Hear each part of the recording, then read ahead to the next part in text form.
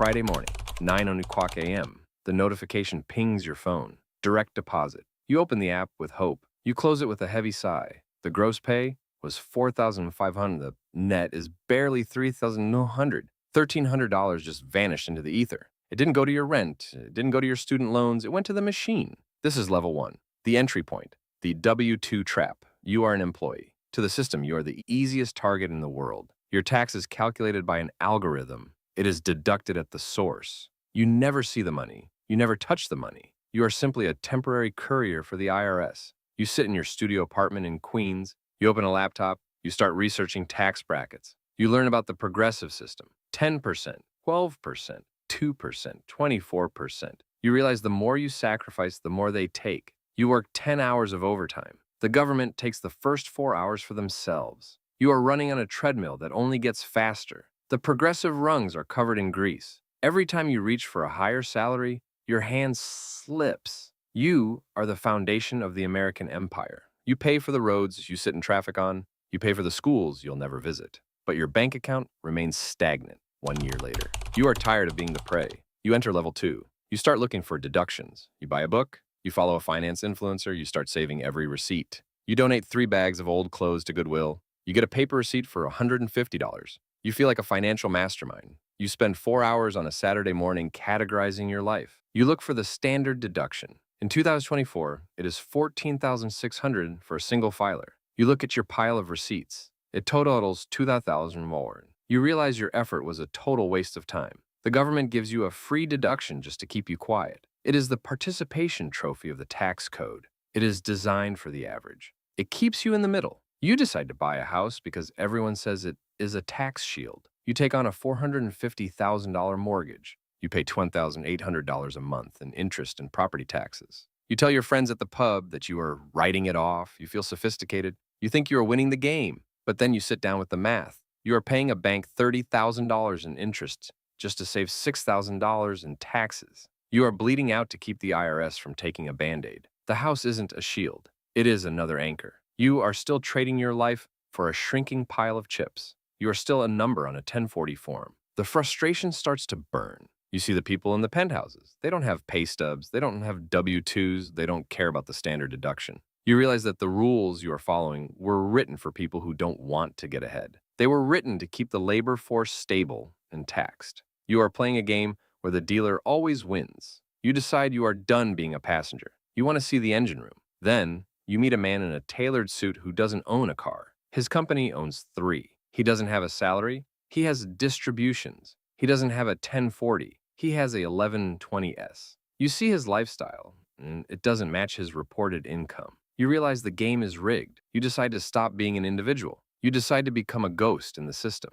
The first rule: if you work for a salary, you've already lost. You stop asking for a raise. You start asking for a contract. You realize that being a top performer was just a fancy way of saying high-yield asset for someone else. You go to Dover, Delaware. You don't go to visit. You go to exist. You file the paperwork for an LLC. Cost, $500. Benefit, absolute. You are no longer just a person with a social security number. You are a managing member. You have officially entered level 3. The era of the pass-through has begun. Your income doesn't belong to you anymore. It belongs to the entity, and the entity has needs. It needs a home office. It needs a phone. It needs a lifestyle that facilitates growth. 2 years later, you aren't an employee anymore. You are a business owner. You look at your new Cadillac Escalade. It weighs exactly 6,001 pounds. This isn't about status. This is about Section 107. Under the G-Wagon loophole, the IRS allows you to write off the entire purchase price of heavy vehicles in the first year. You drive a $110,000 tank, and because your marginal tax rate is high,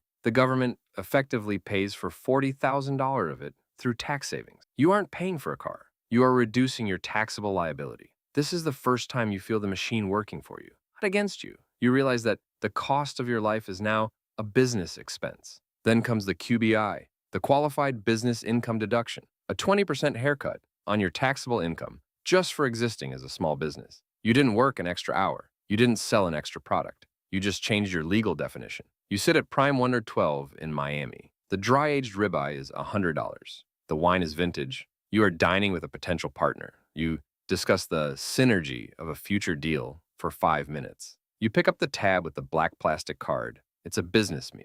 50% is deductible. You realize that every dollar you spend as a business is a dollar the IRS can't touch. Your life is becoming a series of strategic deductions. But level 3 is still for the middle class. You notice your self-employment tax is eating your gains. You transition to level 4, the S-Corp, the corporate veil. You are now both the owner and the employee. You pay yourself a reasonable salary, let's say $70,000, but the company makes $300,000, the remaining $230,000. That is a distribution. It is profit. Distributions are not subject to the 15.3% self-employment tax. You just saved over $25,000 with a single signature. You are building a wall between your wealth and the state. You aren't avoiding taxes, you are simply following the instructions written for the job creators. You look at your old friends from the firm. They are still complaining about their tax brackets on their W-2s. They see a bill, you see a strategy, they see a cost, you see a deduction. You have stopped being a victim of the code, you have become its student. The world looks different from behind the veil. You aren't just surviving the system, you are optimizing it. The numbers are finally moving in the right direction. The second rule, expenses are just income in disguise. 5 years pass. You aren't looking at spreadsheets anymore. You are looking at horizons. You are no longer just a business owner. You are a high net worth individual. You sit in a glass tower overlooking Central Park. The air's thinner here. The stakes are higher. You hold 100 million in concentrated stock from the IPO. In your old life, you would sell the shares to buy the life you want. But selling is a taxable event. Selling means a 20% capital gains tax, plus the 3.8% net investment income tax. That is $23.8 million before you even touch it. You realize that in this tier, selling is the ultimate sin.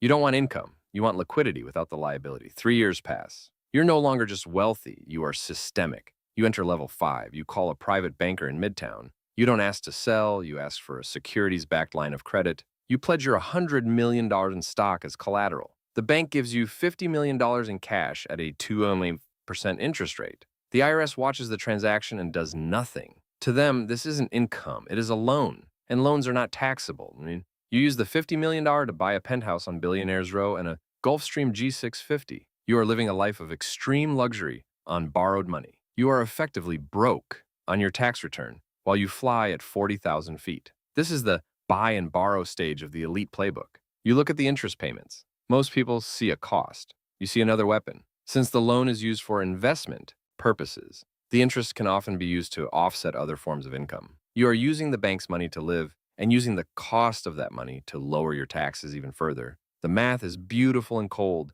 You are growing your wealth at 8% while borrowing at 2.5%. The spread is your profit. The tax man is left standing outside the gates. You realize the system isn't broken. It is working exactly as intended for the people who own the assets.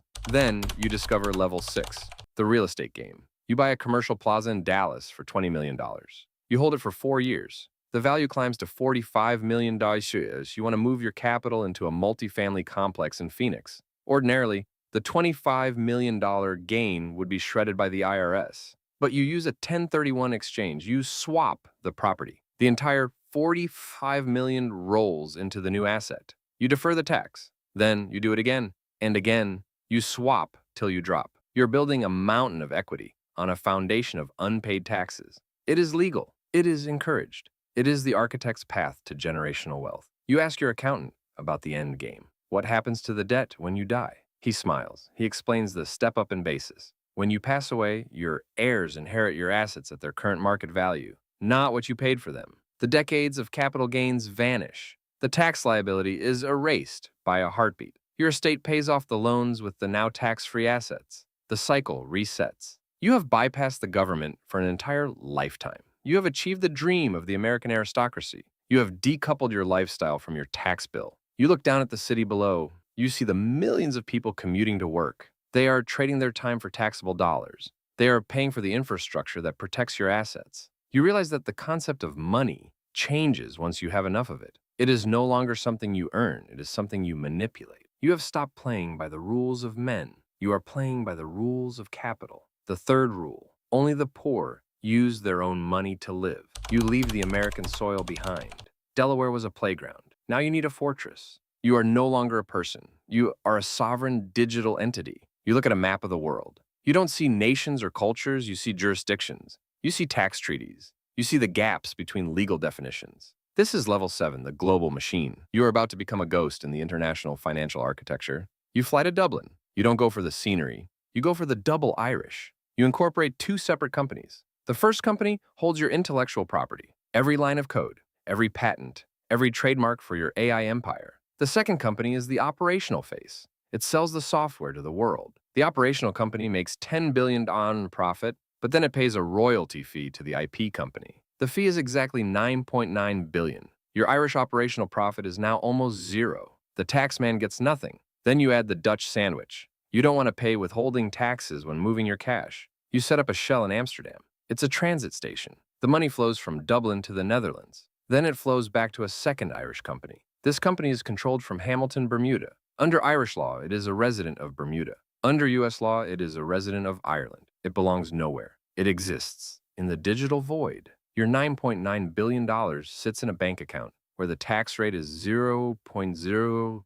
At this level, geography is just a design choice. You look at your consolidated balance sheet in a private terminal in Geneva. Your revenue is $20 billion. Your total tax bill is $1 million. That is an effective rate of 5%. You pay your lawyers $100 million a year to maintain the illusion. You pay your lobbyists $1 million to keep the treaties open. You realize that the janitor cleaning your office in New York pays more in absolute dollars to the IRS than your entire global conglomerate. This isn't a glitch. This is the intended output of the machine. Then you see the real numbers. Your competition is doing the same thing. They aren't companies. They are tax-efficient structures that happen to sell products. You are now part of the 0.1% of the 0.1%.